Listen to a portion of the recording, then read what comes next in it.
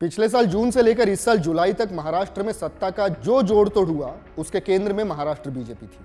चुनाव न जीत पाने पर भी विधायकों को तोड़कर सरकार बना लेने के लिए बीजेपी पहले से ही बदनाम रही है। आखिर इस तरह से सरकार बना लेने को ऑपरेशन लोटस का नाम ऐसे ही थोड़ी न मिला है।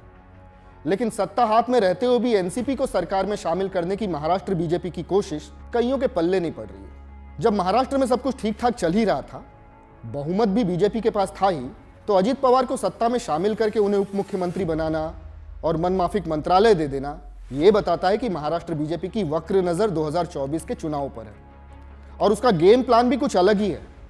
लेकिन वो अब राजनीति के बिसात पर एक फेलियर पार्टी साबित हो रही है, तो उसकी वजह यही गेम प्लान है। वो कैसे, हम आपको बताते हैं। Welcome to the big bench daily. बीते दिनों अजित पवार जब शरद पवार से पुणे में मिले थे, हाँ वही मीटिंग जिसको कि एक सीक्रेट मीटिंग बताया जा रहा था, उस मीटिंग में अजित पवार ये रिक्वेस्ट लेकर आए थे कि शरद पवार उनके एमएलएज और एमपीज के साथ सरकार में शामिल हो जाए ताकि एनसीपी टूटने से बच जाए। लेकिन अजित पवार अपनी इस रिक्वेस्ट के साथ दो ऑफर भी लेकर आए थे जो उन्होंने शरद पवार को दी। पहली ऑफर यह थी कि एनडीए गठबंधन में शामिल होने के एवज में शरद पवार को कृषि मंत्री या नीति आयोग का अध्यक्ष बनाया जाएगा। साथ ही उनकी बेटी सुप्रिया सुले को सेंट्रल कैबिनेट और उनके चहेते एमएलए जयंत पाटिल को स्टेट कैबिनेट में शामिल किया जाएगा। अब ये ऑफर तो टेम्पटिंग था, लेकिन शरद पवार ने आउटराइटली इसको मना कर दिया। सोचने वाली बात यहां पर यह है कि महाराष्ट्र बीजेपी शरद पवार फैक्शन को इंक्लूड करने के लिए इतनी डेस्परेट क्यों है। सच तो यह है कि 2024 को लेकर महाराष्ट्र बीजेपी ने खुद भी गणित लगाया है और वो ये जानती है कि बिना शरद पवार के वो महाराष्ट्र में 35 से 40 सीट जीतने के अपने टारगेट को अचीव नहीं कर पाएगी। इसलिए पहले अजित पवार को अपने में मिलाया और अब शरद पवार के मान मनोबल में लगी है। लेकिन यही महाराष्ट्र बीजेपी मार खा गई। ये कदम उनके लिए बैकफायर भी कर सकता है, ऐसा राजनीति के जानकार बता रहे हैं। क्योंकि उस समय जब महाराष्ट्र में सब कुछ ठीक ठाक चल रहा था, एकनाथ शिंदे के रूप में महाराष्ट्र को एक कर्मठ सीएम मिल चुका था जो राज्य में रुके हुए लगभग सभी कामों की फाइलें पास करा रहे थे।